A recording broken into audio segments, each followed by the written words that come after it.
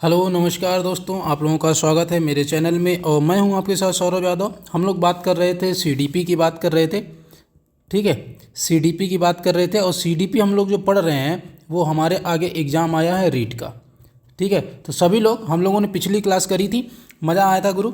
आज हम इसी क्लास को आगे बढ़ाते हैं और पढ़ने की कोशिश करते हैं किस तरीके से क्वेश्चन आए हुए हैं, ठीक है। चलिए, हम लोगों ने पिछले वाले में क्वेश्चन नंबर 35 तक कर लिया था, तो हम उसी के आगे कंटिन्यू कर रहे हैं, ठीक है।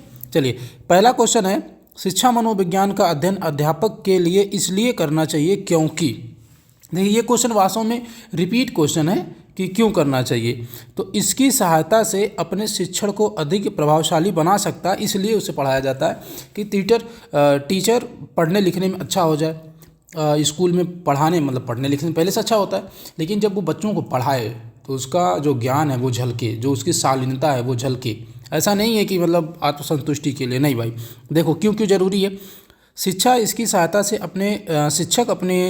इसकी सहायता से अपने शिक्षण को अधिक प्रभावशाली बना सकता है। शिक्षा मनोविज्ञान अध्यापक को शिक्षा प्रणाली में उचित चयन तथा उसकी व्यवस्था करने का ज्ञान कराता है। शिक्षण कार्य में अध्यापक को अनेक समस्याओं का सामना करना पड़ता है। इन समस्याओं के निदान और निराकरण में शिक्षा मनोविज्ञान अध्यापक की बहुत सहायता करता है। बात तो सही है। जैसे कोई बच्चा है, वो पीछे बिना वजह का हल्ला कर रहा है, तो उसे बुला के पूछिए, पीटिए नहीं, उसे पूछिए कि बाबू क्या बात है, तुम काहे हल्ला कर रहे हो। तो फिर वो कुछ बताएगा। हो सकता है गुटखा पान खा रहा हो, तो उसे पूछिए काहे खा रहे हो, फिर उसे बताओ कि इससे क्या नुकसान है, क्या फ़ायदे हैं, तो बच्चा छूट जाएगा। तो ये सब चीज़ें शिक्षा मनोविज्ञान में एक अध्यापक को पढ़ाई जाती हैं। चलिए, क्वेश्चन नंबर 37 पे आएंगे। देखिए क्वेश्चन नंबर 37 क्या पूछा गया। क्वेश्चन नंबर 37 पूछा गया कि एक शिक्षक को अपने विद्यार्थियों की क्षमताओं को समझने के प्रयास करना चाहिए। बात तो सही है। निम्नलिखित में से कौन सा क्षेत्र इस उद्देश्य से संबंध है। तो भाई समझेंगे इस बात को कहाँ पे कहा गया है। शिक्षा मनोविज्ञान में ये बात कही गई है, तो बस इसका जवाब हो जाएगा शिक्षा मनोविज्ञान। देखिए, क्वेश्चन को अगर आप समझ गए तो उत्तर देना बहुत आसान है, लेकिन अगर आप क्वेश्चन को ही नहीं समझ पाए तो भाई जिंदगी में बड़ा नरक हो जाएगा। आगे क्वेश्चन नंबर 38 देखेंगे। छात्र अधिगम वक्र, जिसको हम वार्क कहते हैं, इसके द्वारा प्रस्तावित किया गया था। मतलब वार्क मॉडल किसने दिया था, ये क्वेश्चन आपसे पूछा जाए तो वो थे नील फ्लेमिंग। अब नील फ्लेमिंग क्या कहते हैं कि छात्र अधिगम वार्क, जिसको हम वार्क मॉडल कहते हैं, इसको नील फ्लेमिंग द्वारा प्रस्तावित किया गया था। देखो, इसको वास्तव में क्या बोलते हैं, वार्क न्यूरो लैंग्वेज प्रोग्रामिंग, जिसको बोलते हैं NLP का विस्तारित रूप है। वार्क मॉडल 1987 में लिंकन विश्वविद्यालय में किए गए एक शोध कार्य के माध्यम से लॉन्च किया गया था। इसमें से कई चीज़ें आप याद रखेंगे, इसमें एक ही बात नहीं याद रखनी है। पहला है कि जो ये न्यूरो लैंग्वेज प्रोग्रामिंग है, जिसको हम कह रहे हैं NLP विस्तारित रूप है, उसी का है ये वार्क। अच्छा, दूसरी बात, वार्क मॉडल कब लॉन्च किया गया था, तो 1987 में लॉन्च किया गया था। किस विश्वविद्यालय से लॉन्च किया गया था, लिंकन विश्वविद्यालय से लॉन्च किया गया था। तो ये सब चीज़ें आप ध्यान में रखेंगे, तब मज़ा आएगा गुरु। आगे क्वेश्चन नंबर 39 है कि शिक्षा मनोविज्ञान की उत्पत्ति का वर्ष कौन सा माना जाता है। मतलब शिक्षा विज्ञान की उत्पत्ति कब हुई थी, कब माना जाता है, तो हुई थी 1900 में। 1900 में क्यों हुई थी, इसको आइए डिटेल में देख लेते हैं, क्लियर हो जाएगा क्यों हुई थी। देखिए, शिक्षा मनोविज्ञान की उत्पत्ति 1900 में माना जाता है क्योंकि आधुनिक काल वर्ष में 1889 में जी टेंसले हॉल के प्रयोग से माना जाता है। अब यहाँ आपको एक लाइन याद रखनी है कि किसके द्वारा माना जाता है भैया, जी टेंसले हॉल है। इनको आप थोड़ा फोकस करके याद रखेंगे, ठीक है। इनको आप फोकस करके थोड़ा सा याद रखेंगे कि इनके द्वारा 1889 में शुरू किया गया था। टेंसले हॉल को मनोवैज्ञानिक का अन्वेषक भी कहा जाता है। तो यहाँ पे ये लाइन भी आपको याद रखनी है। क्या याद रखनी है कि टेंसले हॉल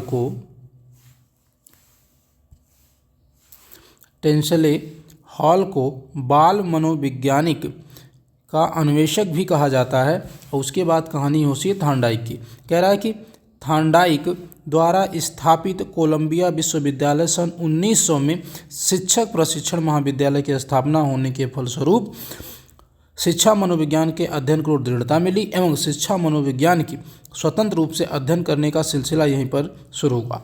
तो अब आगे जो एकदम बहुत खास टॉपिक है, जहाँ से क्वेश्चन कई बार पूछा गया है, शिक्षा मनोविज्ञान का जनक थार्नडाइक को माना जाता है। तो आप ध्यान में रखेंगे भाई, गलती नहीं करेंगे बाबू। शिक्षा मनोविज्ञान का जनक थार्नडाइक को माना जाता है। ये पहली लाइन याद रखनी है। दूसरी की बात है, बाल मनोविज्ञान का अन्वेषक कहा जाता है, टेंसले हॉल को कहा जाता है। और आधुनिक काल में इन्होंने शिक्षा मनोविज्ञान उत्पत्ति का वर्ष माना जाता है। एग्जैक्ट तो है 1889, लेकिन इसमें ऑप्शन था नहीं, तो इसका नियरेस्ट था 1900, इसलिए इसका जवाब हो जाएगा 1900। तो इस बात को आप ध्यान में रखेंगे। यहाँ से 2-3 चीज़ याद रखेंगे कि थार्नडाइक ने कौन सा विश्वविद्यालय स्थापित किया था, कोलंबिया विश्वविद्यालय 1900 में।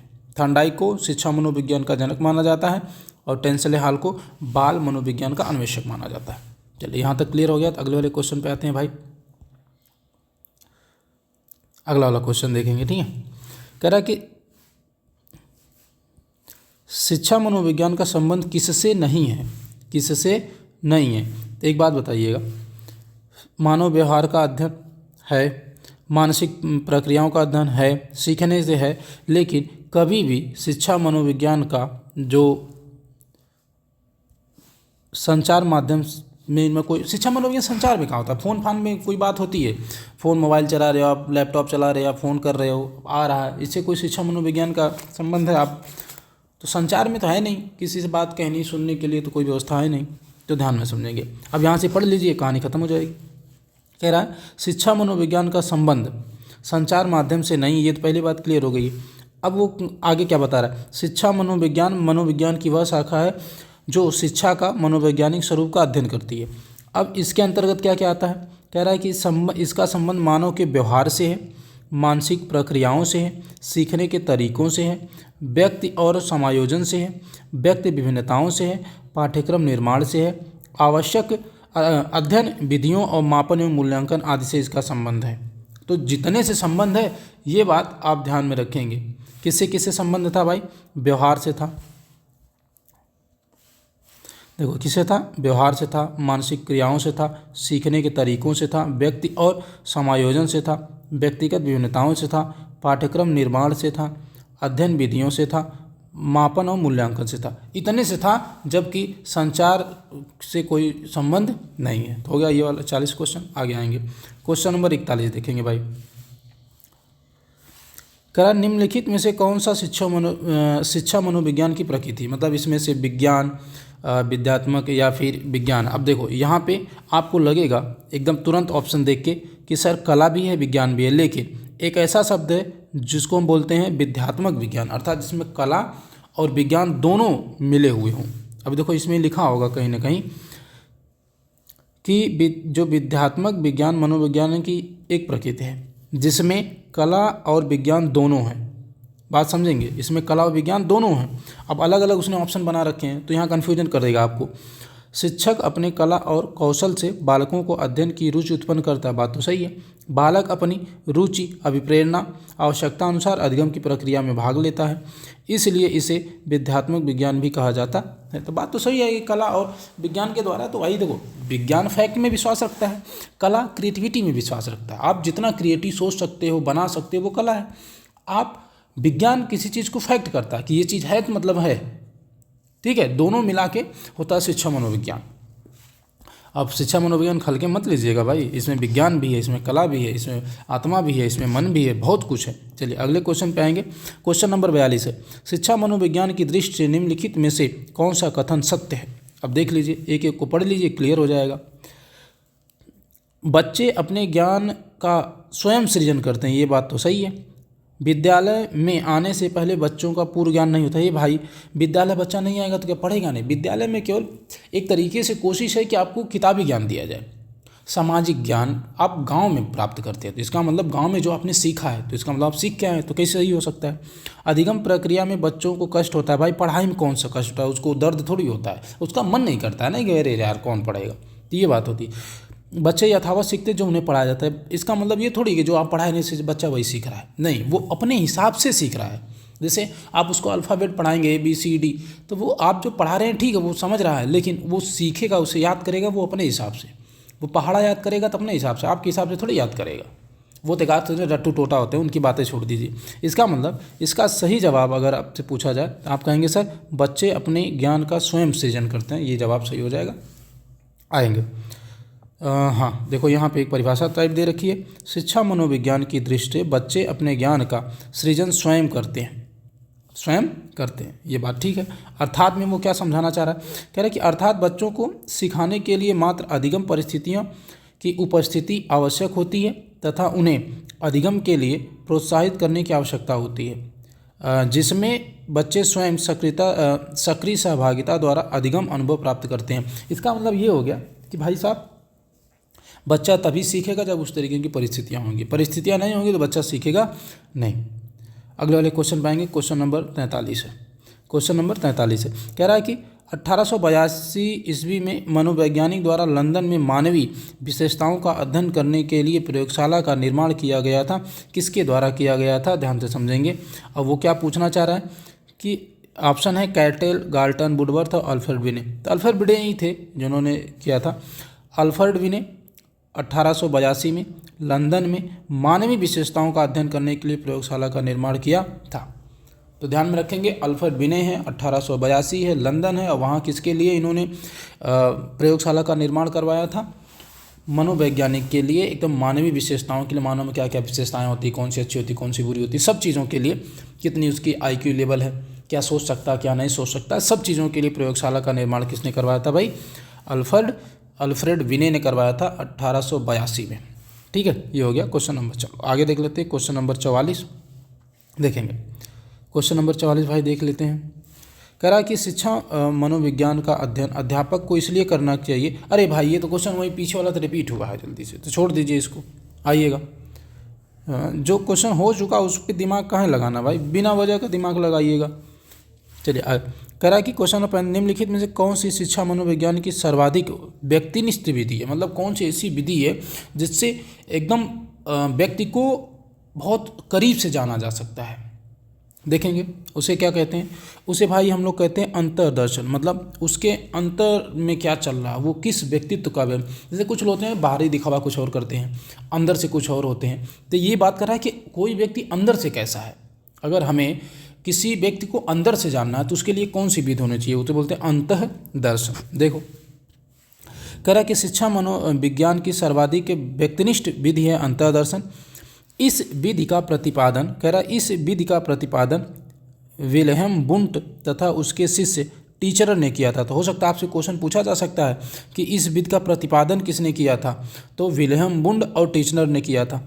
जो अंतर्दर्शन विधि है, एक मनोवैज्ञानिक अपने ही भावों को, अनुभवों को, व्यवहारों को, संवेगों आदि का अंतः निरीक्षण करके उसका विश्लेषण करता है और मनोवैज्ञानिक नियमों और सिद्धांतों का प्रतिपादन करते हैं। मतलब वो कहने की कोशिश कर रहा है, जो यहाँ से क्वेश्चन बनेगा वो तो मैंने बता ही दिया आपको, जो यहाँ से क्वेश्चन बनेगा कि इस विधि का प्रतिपादन किसने किया है, इस विधि का प्रतिपादन किसने किया है, तो भैया नाम आएगा विल्हेम वुंट और टीचनर, इन दोनों ने मिलकर इसका प्रतिपादन किया है अंतर्दर्शन विधि का।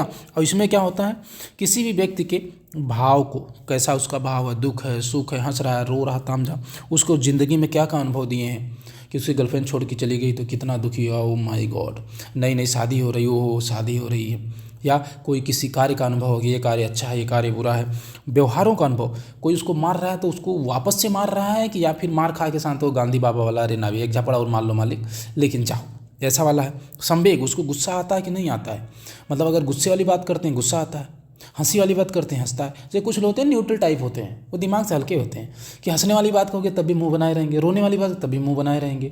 मतलब देखो एक मानव होने के कारण आपको हर तरीके के व्यवहार की बात करनी है। अगर हंसने वाली बात हंसी, रोने वाली बात है तो रोइए, कुछ जैसी बात है वैसा कीजिए, तो आप एक बेहतर इंसान होंगे भाई। तो ये हो गया अंतर्दर्शन विधि, किसने दिया था, जिनका नाम है विल्हेम वुंट ने इसको दिया हुआ था। आगे देखें, कह रहा है कि सर निम्नलिखित में से कौन सा विकल्प शिक्षा मनोविज्ञान की एक सीमा है, कौन सा विकल्प है जो सीमा है। देखो बाल विकास की विभिन्न अवस्थाओं का ज्ञान, सीमा नहीं भाई, उसके बाद भी पढ़ाई होती है। कक्षा की समस्या, भाई ऐसा थोड़ी एक कक्षा जिस क्लास में आप पढ़ा रहे हो वहाँ कोई समस्या आई तो सिर्फ उसका सलूशन कर दिए तो आप बहुत आगे हो गए, नहीं भाई ऐसा नहीं है। बाल केंद्रित शिक्षा है लेकिन वो सिर्फ विद्यालय में है, लेकिन एक सीमा है, व्यक्तित्व भिन्नताओं की समझता, अलग अलग व्यक्ति की अलग अलग भिन्नताएं होती हैं, अर्थात प्रत्येक व्यक्ति एक जैसा हो ही नहीं सकता। प्रत्येक व्यक्ति एक जैसा हो ही नहीं सकता है, समस्या इस बात की। और अगर प्रत्येक व्यक्ति एक जैसा नहीं हो सकता है तो प्रत्येक व्यक्ति के साथ एक जैसा व्यवहार भी नहीं किया जा सकता। इस बात को आपको ध्यान में रखना है। तो वही वो कह रहा है कि एक सीमा है, तो व्यक्तिगत भिन्नताओं की समस्या। क्योंकि जैसे आपके दिमाग में अच्छा ये व्यक्ति के साथ ऐसा व्यवहार, उस व्यक्ति के साथ अलग व्यवहार क्यों करें, उसके साथ भी वैसा व्यवहार करें ना भैया। जब उसकी विभिन्नताएं अलग हैं तो उसके हिसाब से तो आप व्यवहार करेंगे। किसी व्यक्ति को जल्दी गुस्सा आ जाता है, कोई व्यक्ति बहुत पेशेंस वाला होता है तो उसको नहीं आता, तो पेशेंस वाले का थोड़ा बहुत ऊंच नीच बात कर दिए तो वो झेल जाएगा। लेकिन जिसको बात बात पे गुस्सा आता है उसके साथ कुछ कर देंगे तो पीट देगा तुरंत। तो बच बचा के भैया, हाथ पैर सुरक्षित है, सब सुरक्षित है गुरु। आगे कह रहा है कि मनोविज्ञान का शिक्षा के क्षेत्र में सबसे बड़ा योगदान क्या रहा है? विषय केंद्रित शिक्षा या शिक्षक केंद्रित क्रिया केंद्रित शिक्षा? ना भैया, एकदम इसका ऑप्शन जहाँ देखिएगा बाल केंद्रित शिक्षा मार दीजिएगा।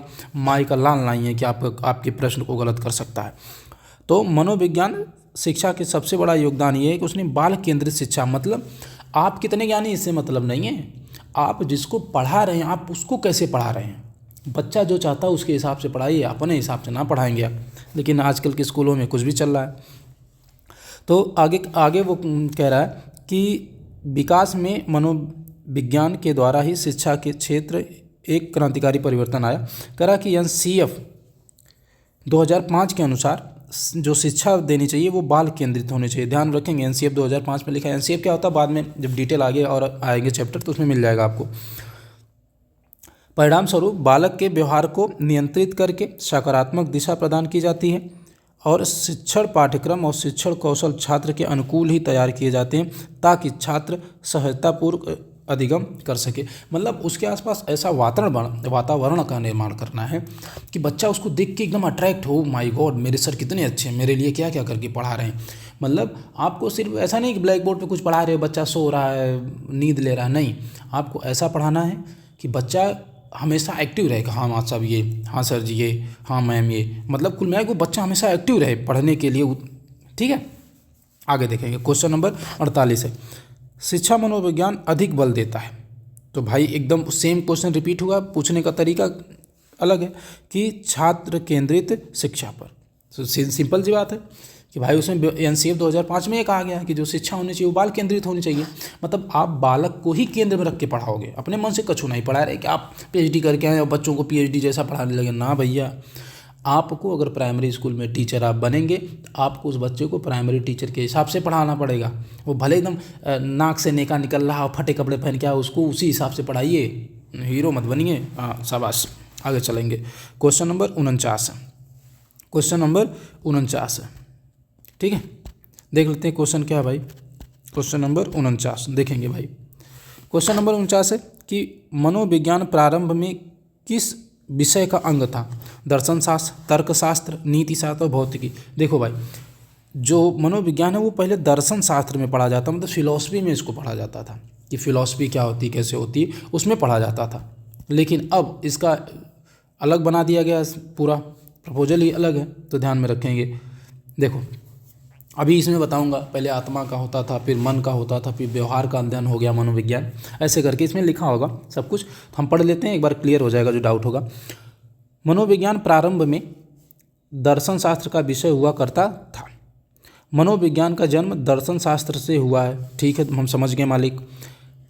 इसलिए मनोविज्ञान का प्रारंभिक विषय आत्मा रहा, पहले से आत्मा, फिर आत्मा रहा, और साइकोलॉजी जो शब्द है वो दो शब्दों से मिलकर साइके प्लस लोजस, ध्यान में रखेंगे, साइकोलॉजी शब्द है वो बना है। जबकि साइके का मतलब होता है आत्मा और लोजस का मतलब अध्ययन, अर्थात आत्मा का अध्ययन ही कहलाता था मनोविज्ञान। ठीक है, अंग्रेजी तब साइकोलॉजी का हो गया, शाब्दिक अर्थ हो गया आत्मा का अध्ययन। बाद में अलग अलग मनोवैज्ञानिक आते हैं जिनका नाम है वुडवर्थ। वुडवर्थ क्या कहते हैं, ध्यान समझो। मनोवैज्ञानिक ने पहले आत्मा का त्याग किया, ये बात कहते हैं, जिसके समर्थक में कौन कौन से लोग आए कि हाँ भाई आत्मा मतलब मनोविज्ञान आत्मा को छोड़ रहा, आत्मा का इसमें अध्ययन नहीं किया जा सकता। प्लूटो समर्थन किए, अरस्तु किए, सुकरात किए, 3 लोगों ने वुडवर्थ का साथ दिया। फिर बात आई कि सर फिर मन का त्याग किया, फिर मन का त्याग किया, मतलब पहले आत्मा का अध्ययन होता था, अब मन का अध्ययन होने लगा। अब इसके समर्थन में कौन कौन लोग आए, रूसो आए, कांट आए, हॉब्स आए। फिर उसने चेतना का त्याग किया, फिर चेतना का होने लगा। इसके समर्थन में कौन कौन आए?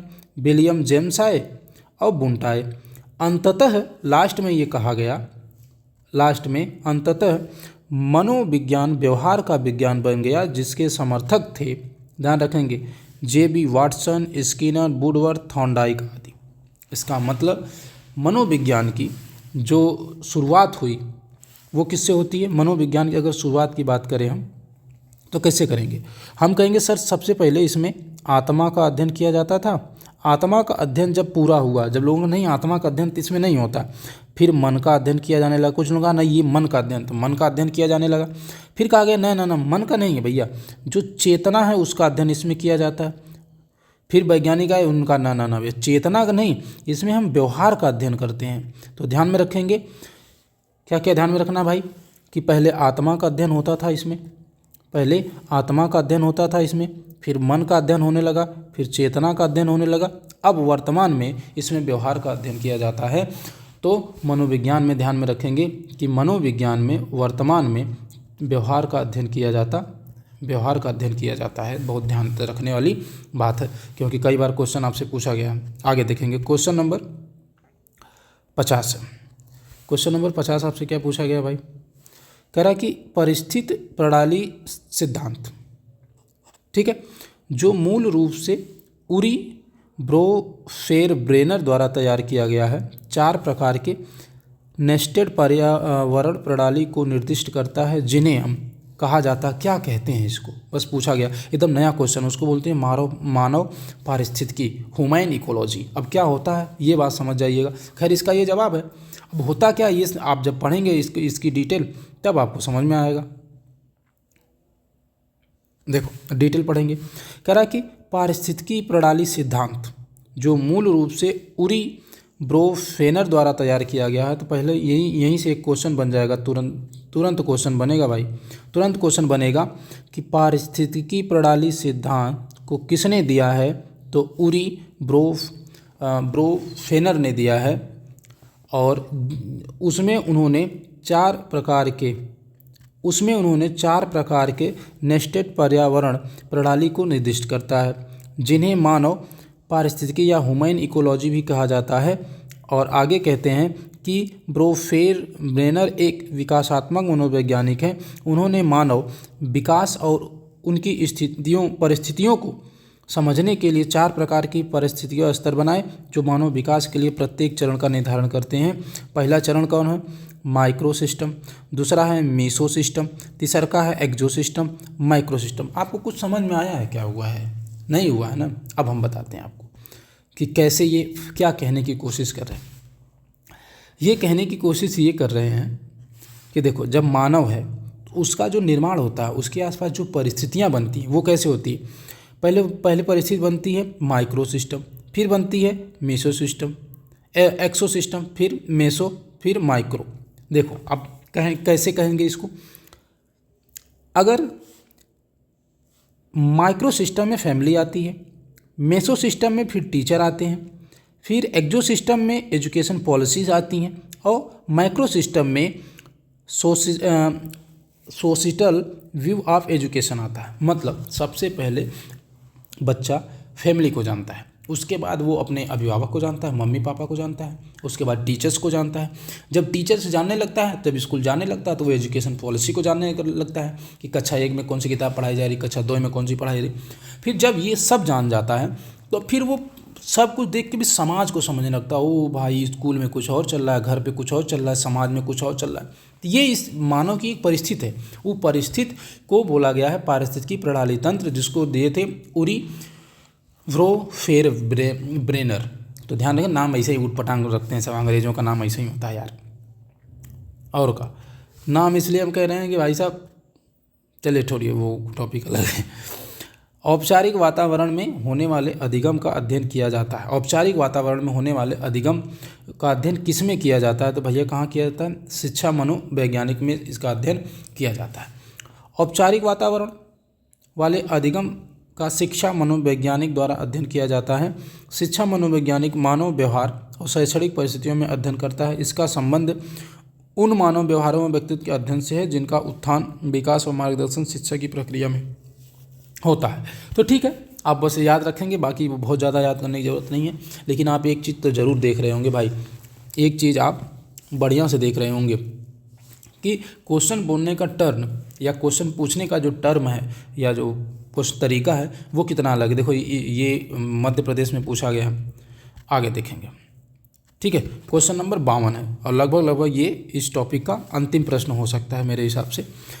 व्यक्ति बिना किसी अंतर्निहित मानसिक प्रकरण के पैदा होते हैं और इसलिए वे सभी ज्ञान का अनुभव या धारणा करते हैं। इस धारणा को किस रूप में कहा जाता है, बस इतना बता देना। इसे बोलते हैं मासूम मन स्थिति या तबुला रास। क्या बोलते हैं? तबुला रास। देखो, जब व्यक्ति पैदा होता है तो एकदम से सादा होता है, कोरा कागज होता है। व्यक्ति मतलब बच्चा पैदा होता है, शिशु। उसे जो सिखाओगे वो सीखेगा। वो उसे इंग्लिश सिखाओगे, इंग्लिश सीखेगा। उसे हिंदी सिखाओगे, हिंदी सीखेगा। जैसे एक चीज़ बताइए, अगर एक बच्चा अमेरिका में पैदा होता है, एक बच्चा भारत में भी पैदा होता है, तो अमेरिका में पैदा होता है ओ माई गॉड बोलता है, और भारत में पैदा होता है अरे भगवान बोलता है। इसका मतलब है कि वो बच्चा जब पैदा हुआ उसे कुछ नहीं पता था, जो आपने उसे सिखाया वो सीख गया। सिंपल सी बात है। तो वही कह रहा है, उसको बोलते हैं मासूम मन स्थिति। क्या बोलते हैं? मासूम मन स्थिति। ठीक है, क्या बोलते हैं भैया? मासूम मन स्थित तबुला रास बोलते हैं। व्यक्ति बिना किसी अंतर्निहित मानसिक प्रकरण के पैदा होते हैं और इसलिए सभी ज्ञान का अनुभव या धारणा से आते हैं। मतलब वो जिस रहेगा, भाई पैदा हुआ तो उसे कुछ नहीं पता है, लेकिन जब धीमे धीमे समाज में, स्कूल में, हर जगह रहता है तो इस धारणा को मासूम मन स्थिति तबुला रास के रूप में जाना जाता है। इस सिद्धांत का प्रतिपादन जॉन लॉक ने किया था। तो ये ध्यान रखने वाली है, क्वेश्चन पूछा जा सकता है मासूम मन स्थिति या तबुला रास स्थिति का प्रतिपादन किसने किया था? जॉन लॉक ने किया था, जिन्होंने मानव की यांत्रिक जिन्होंने मानव की यांत्रिक अवधारणा की नींव रखी। और आगे है, लॉक के अनुसार अनुभव हमारे दिमाग में हमारी इंद्रियों को कैप्चर करने की एक प्रति बनाते हैं। समय बीतने के साथ हम उन प्रतियों में पैटर्न का पता लगाने के सीखते हैं जो हमारे दिमाग में रहते हैं, जो अवधारणाओं को प्रकट करता है। बदले में इन अवधारणाओं को एक दूसरे के साथ जोड़ा जाता है और इस प्रक्रिया में पहले जटिल अवधारणाएं उत्पन्न होती हैं और उन्हें पहले समझना मुश्किल होता है। बात तो सही, वो यही कह रहा है, बच्चा पैदा हुआ, समाज में देख रहा है कि भाई कुछ लोग ऐसे हैं जो हमसे बहुत प्यार करते हैं, कुछ लोग ऐसे हैं जो हमें जब मन करता तब पीट देते हैं, तो वो समाज में देख रहा है ना। फिर एक समझ में उसे एक थोड़ा और बड़ा होता है, फिर वो सीखने की कोशिश करता है, ओह जो लोग हमसे प्यार करते हैं वो हमें नहीं मारते, जो लोग हमसे प्यार नहीं करते हैं वो हमें पीट पाट देते हैं। फिर एक दिन उसके दिमाग में आता है, मम्मी हमें दूध पिलाती हैं, बहुत मानती हैं, कुछ हम ऐसा किए कि मम्मी ने हमें पीट दिया, इसका मतलब हम कुछ तो गलत कर रहे हैं। तो उसे सही गलत का एहसास हो जाता है कि कुछ चीज़ें सही हैं, कुछ चीज़ें गलत हैं। जैसे आप जब छोटे रहे होंगे, जब आप एकदम चिल्लर टाइप रहे होंगे, तो आप क्या करते रहे होंगे? अपने बेड पे सुसु कर देते रहे होंगे, तो मम्मी का जे सुसु कर दिया, कछु नहीं बेटा ठीक है साफ़ कर दो ये वो। लेकिन बड़े हो के आप कर दीजिए, मम्मी भगा देंगी घर से, भाग यहाँ से, इतना बड़ा हो गया गधा कहीं का कुछ नहीं आता। ठीक है, तो इन चीज़ों का भी आप ध्यान रखेंगे। चलिए, अब जो टॉपिक है वो है एग्जाम पॉइंट। एक एक करके भाई एकदम ध्यान से समझिएगा, मज़ा आएगा। ये एकदम मतलब ऐसे समझ जाइएगा कि आपका एकदम एग्जाम पॉइंट है। एग्जाम पॉइंट लिखा ही है, लेकिन एग्जाम पॉइंट का मतलब ये हूबहू आ जाते हैं कभी कभी, इसलिए बहुत ज़रूरी है। कह रहा है कि शिक्षा क्या है? शिक्षा जीवन पर्यंत चलने वाली प्रक्रिया है। मतलब आप जब बच्चा थे, छोटे थे, तब भी सीख रहे थे, जब बुढ़ऊ हो गए, एकदम मरने वाले एक दिन पहले भी आप सीख रहे हैं। इसका मतलब शिक्षा जीवन पर्यंत चलने वाली प्रक्रिया है। शिक्षण क्रिया का केंद्र बिंदु क्या है? तो छात्र है। छात्र केंद्रित शिक्षा या बाल केंद्रित शिक्षा की बात हम लोगों ने करी थी अभी। आगे कह रहा है कि शिक्षा वह है जो मुक्ति दिलाए, या शा विद्या या बुमुक्ते। ये कथन किसके द्वारा कहा गया है? शंकराचार्य के द्वारा कहा गया है। मतलब विद्या एक ऐसी वस्तु है जो आपको हर चीज़ से मुक्ति दिला सकती है, हर चीज़ से, किसी समस्या से, किसी भी समस्या से विद्या ही है जो आपको बचा सकती है। विद्या नहीं है तो बस कालिदास की तरह बैठ के वही डाल काट रहे होंगे जिस पे बैठे होंगे। तो विद्या होना बहुत ज़रूरी है। आगे कह रहे कि मनुष्य की अंतर्निहित पूर्णता को अभिव्यक्त करना ही शिक्षा है। ये बात कौन कहते हैं? स्वामी विवेकानंद कहते हैं कि मानव के अंदर जो चीज़ें हैं, मतलब इंटरनल जो मानव है वो अंदर से क्या सोचता है उसको आगे लाना, उसको बताना ही शिक्षा है। मतलब उसके जो अंदर है वो बाहर हो, ऐसा नहीं कि अंदर कुछ और चल रहा है बाहर कुछ और चल रहा है। अक्सर होता है। मेरे हिसाब से मैं अपना मत दूँ तो ज़िंदगी में कुछ ऐसे पड़ाव आते हैं जहाँ हम इंटरनल कुछ और सोच रहे होते हैं, समाज के हिसाब हमें कुछ और दिखाना पड़ता है। बहुत दुख है भाई ज़िंदगी। आगे देखेंगे। शिक्षा का अर्थ उन सामान्य विचारों को विकसित करना है जो प्रत्येक मनुष्य मस्तिष्क में विलुप्त होती हैं। मतलब सुकरात ये कह रहे हैं कि भाई शिक्षा का मतलब उसके दिमाग में जो चल रहा है उसको आगे सामने ले आओ, उसके दिमाग में चल रहा है वो ले आओ, जो वो सामने बस दिखावा कर रहा है उसको नहीं, जो उसके अंदर चल रहा है उसकी सब तो बात एक ही कहते हैं। आगे देखो जो पूछा गया था आप लोगों से, स्वस्थ शरीर में स्वस्थ मस्तिष्क का निर्माण करना ही शिक्षा है। अरस्तु ये कहते हैं आपका शरीर स्वस्थ है तो जो आप पढ़ेंगे वो भी अच्छे से याद होगा, समझदारी से होगा, लेकिन बाद में नहीं होगा। आगे कह रहा है कि एजुकेशन जो शब्द है वो ई प्लस डूको का संयोग कहलाता है, जिसमें ई का अर्थ होता है आंतरिक इंटरनल, जबकि ड्यूको का अर्थ होता है विकसित करना। और पूरे तरीके से हम कहेंगे तो आंतरिक शक्तियों का विकास करना ही एजुकेशन कहलाता है या शिक्षा। तो आंतरिक सबने तो यही बात करी है, सबने तो यही बताया है। आगे देखेंगे भाई। आगे कह रहा है कि सर एक शब्द है साइकोलॉजी, जो जिसमें होता है साइके का मतलब आत्मा होता है और साइकोलॉजी का मतलब आत्मा का विज्ञान होता है, क्योंकि साइको प्लस लॉजिस हम लोग पढ़े थे अभी। विद्या से अमरत्व की प्राप्त होती, ये बात लिखी गई है यजुर्वेद में। ये बात तो सही है एकदम, हम इसको सत्य मानते हैं। अब आप भी मान ही लीजिए कि विद्या से अमरत्व की प्राप्ति होती है। विद्या ऐसी व्यक्ति जो आपको अमर कर सकती है, समझ रहे हैं। शिक्षा कैसा विज्ञान है, वो नियामक विज्ञान है। शिक्षा कैसा विज्ञान है, नियामक है, नियम से चलने वाला है। मनोविज्ञान की प्रकृति होती है वैज्ञानिक होती है। किसके अनुसार, किसने ये कहा था, मनोविज्ञान चेतना का विज्ञान है, तो वो कहा था जेम्स ने कहा था। शिक्षा मनोविज्ञान की परिधि क्या क्या है, मतलब शिक्षा मनोविज्ञान में क्या क्या होता है। तो शिक्षा के 3 स्तंभ हैं। एक है शिक्षक जिसको पढ़ाएगा शिक्षार्थी, और क्या पढ़ाएगा, पाठ्यक्रम। तो शिक्षा के 3 स्तर है, शिक्षक, शिक्षार्थी, पाठ्यक्रम, ठीक है। और आगे उसी प्रकार मनोविज्ञान के भी 3 क्षेत्र हैं। मनोविज्ञान के भी 3 क्षेत्र हैं, कौन कौन से, शिक्षक है भाई, शिक्षार्थी है, उसको शिक्षण प्रक्रिया है, और शिक्षण दशाएं हैं। अर्थात मनोविज्ञान की 3 क्षेत्र हैं, जिसमें एक शिक्षार्थी होता है, दूसरा शिक्षण प्रक्रिया होती है कैसे उसको पढ़ाया जाएगा, और शिक्षण दशाएं जिस समय उसको पढ़ाया जा रहा है वो कंडीशन से क्या है, ठीक है। आगे देखेंगे। आगे और क्या बताने की कोशिश कर रहा है कि मनोविज्ञान की सबसे अधिक प्रयोग की जाने वाली विधि कौन सी है, निरीक्षण विधि। निरीक्षण विधि का मतलब है कि कोई आप काम कर रहे हैं या कर चुके हैं, उसका निरीक्षण किया जाएगा, उसमें कमियां बताई जाएंगी, उसकी अच्छाइयां बताई जाएंगी, ताकि आप उसमें सुधार कर सकें। तो मनोविज्ञान की सबसे अधिक जो प्रयोग में विधि लाई जाती है वो है निरीक्षण विधि। अब देखो कैसे कैसे विधि के, शिक्षा मनोविज्ञान की विधियों में कौन कौन सी विधि है समझेंगे भाई। निरीक्षण विधि है, प्रयोगात्मक विधि है, विवरणात्मक विधि है। 3 विधियाँ ये हैं। उसके बाद इसमें क्या होता है, इसमें होता है अंतर्दर्शन विधि और बहिर्दर्शन विधि। हम अंतर्दर्शन पढ़े थे कि उसके इंटरनल जो है, जो सोच रहा है उसको बाहर निकालने की बात है। बहिर्दर्शन विधि जो बाहर वो कर रहा है, समाज में क्या कर रहा है उसके बारे में बात हो रही थी। आगे देखेंगे। प्रयोगात्मक विधि में कुछ नहीं है, विवरणात्मक विधि में दिया है जीवन इतिहास विधि, विकासात्मक विधि, तुलनात्मक विधि, नैदानिक विधि और सर्वेक्षण विधि। मतलब इतनी विधियां हैं जो, अच्छा इसमें से हो सकता है वो क्वेश्चन आपसे पता है कैसे पूछ सकता है, हो सकता है उसके दिमाग में आ जाए, पूछ ले।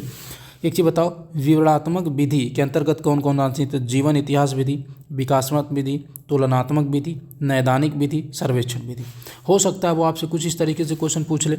एक चीज़ बताओ, निरीक्षण विधि में कौन कौन आता है, तो अंतर्दर्शन विधि और बहिर्दर्शन विधि, कुछ ऐसा करके वो आपसे पूछ सकता है। बाकी प्रयोगात्मक विधि में कुछ आता नहीं तो इसके बहुत लोड लेने की ज़रूरत नहीं, क्योंकि दिया नहीं तो फिर छोड़ दीजिए।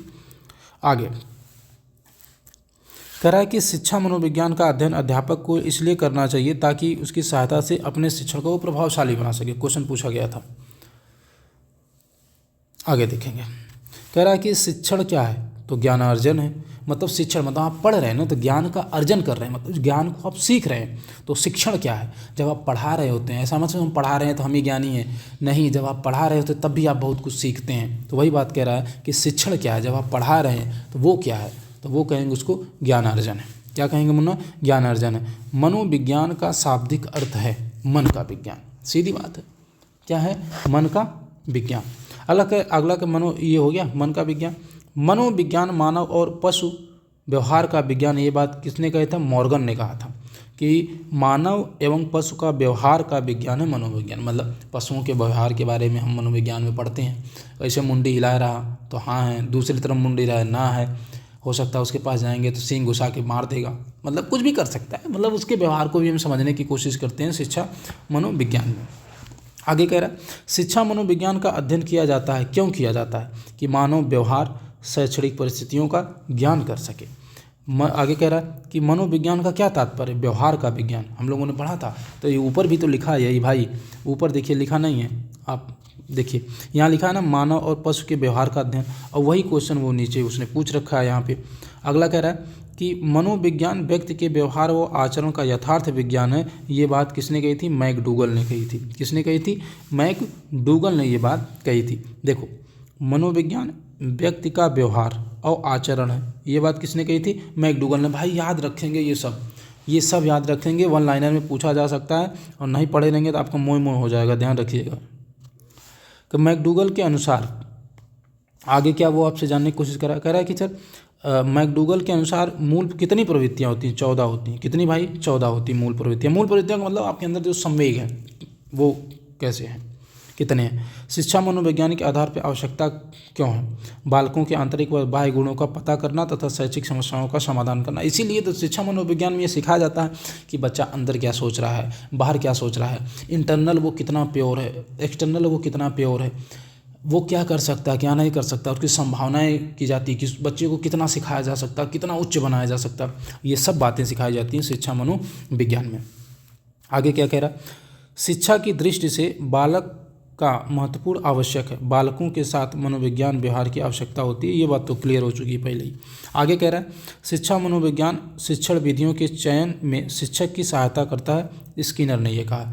भाई जब आप पढ़ाने जाएंगे, जो आपने शिक्षण विधि पढ़ी है उसी के हिसाब से तो आप पढ़ाएंगे, अपने मन से कछु थोड़ी पढ़ा देंगे।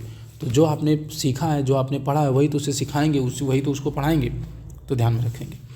अच्छा आगे कह रहा है कि मनोविज्ञान है विध्यात्मक विज्ञान। विध्यात्मक विज्ञान हम लोग पढ़े थे कि इसमें कला भी समाहित है, इसमें विज्ञान भी समाहित है मनोविज्ञान में, ठीक है। निरीक्षण विधि में किया जाता है दूसरे का अध्ययन। निरीक्षण करेंगे तो अपना निरीक्षण थोड़ी करेंगे, दूसरे का निरीक्षण, उसने क्या किया क्या नहीं किया, ये सब चीज़ें। मनोविज्ञान की उचित विषय वस्तु क्या है, व्यवहार, सही है। मनोविज्ञान का आधारभूत विज्ञान है स्किनर। किसने कहा है, स्किनर ने। शिक्षा मनोविज्ञान का केंद्र है बालक। अच्छा हाँ, यहाँ देखिएगा ये क्वेश्चन गजब का है। शिक्षा द्विध्रुवीय है, मतलब जिसके दो ध्रुव हैं, वो बात किसने कही थी, एडम्स ने, कि एक शिक्षक को माना था, दूसरा का शिक्षार्थी माना था। जबकि उसके बाद आएंगे, देखो शिक्षा तीन ध्रुव, शिक्षा के तीन ध्रुव हैं। कौन कौन से, शिक्षक, शिक्षार्थी और पाठ्यक्रम। और तीन ध्रुव जो जिन्होंने माना है, तीन ध्रुवी माना है, वो हैं जॉन डेवी, ठीक है। कहाँ के थे, अमेरिका के थे। तो ध्यान में रखेंगे शिक्षा को द्विध्रुवी माना है एडम्स ने, जिसमें शिक्षक आता है और विद्यार्थी आता है।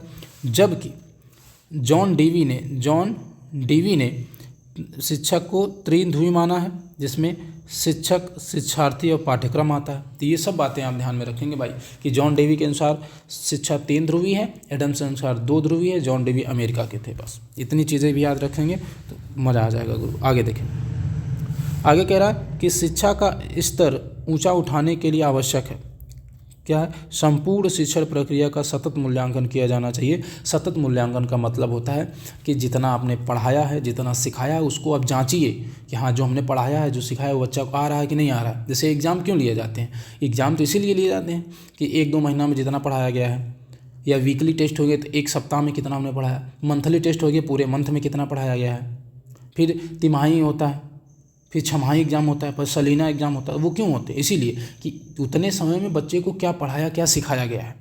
तो मूल्यांकन, सतत मूल्यांकन और लगातार उसका मूल्यांकन करना। वैदिक काल में शिक्षा का सर्वोच्च उद्देश्य था मोक्ष की प्राप्ति। पहले तो यही सिखाया जाता था कि भगवान है, भगवान का नाम लो तब मोक्ष की प्राप्ति होगी। बाद में चेंज हो गया। वैदिक काल में शिक्षा का आरंभ का संस्कार होता है उपनयन संस्कार। मतलब जब बच्चा आश्रम में पढ़ने जाता था तो सबसे पहले उसको टकला किया जाता था, दाढ़ी मूँछ एकदम बना दी जाती थी, जितना नया नया घर पे कपड़ा पहना होता था वो कपड़े उपड़े हटवा दिए जाते थे। एक एकदम लुंगी टाइप होता था गेरुआ या सफ़ेद कलर का, वही पहनवा के भेज दिया जाता, ले जाओ। एक झोली दी जाए जो उसमें मतलब भीख मांगो, खाना खाओ, ये सब चीज़ें होती थी, तो उसे बोलते हैं उपनयन संस्कार। समावर्तन के समकक्ष संसार कौन है? उपसंपदा संस्कार। मुस्लिम काल में प्रारंभिक शिक्षा दी जाती थी मकतब में, जो उनका जहाँ पे मुस्लिम शिक्षा दी जाती है वो है मकतब। ठीक है, तो इस क्लास में हम लोग यही बात करेंगे। कल से हम लोगों का नया टॉपिक शुरू होगा, मतलब अगले क्लास में विकास की अवस्थाएं और अधिगम के साथ उनका क्या संबंध है, ये अगला टॉपिक है आपका। तो ध्यान से हम लोग मिलेंगे कल। तब तक के लिए क्लास कैसी लगी, जो मैं प्रयास कर रहा हूँ कि जितने पिछले साल के क्वेश्चन पेपर आए वो आपको सब सॉल्व करा दूँ, ताकि आप एक बेहतर एक स्कोर कर सकें रीट के एग्जाम में या किसी भी एग्जाम में। आप पूरा पढ़े रहेंगे तो यार प्रैक्टिस देखो हर जगह काम देती है। ऐसा थोड़ी है कि आप यूपीएससी का एग्जाम सॉल्व कर रहे हैं तो आपको एसएससी का एग्जाम का क्वेश्चन नहीं आएगा, आएगा ना भाई। तो बस वही वाली बात है। ठीक है, चलिए खुश रहिए, तरक्की कीजिए, मन से पढ़ाई करते रहिए। मिलेंगे अगली क्लास में, तब तक के लिए सबको मेरी तरफ से जय हिंद, वंदे मातरम।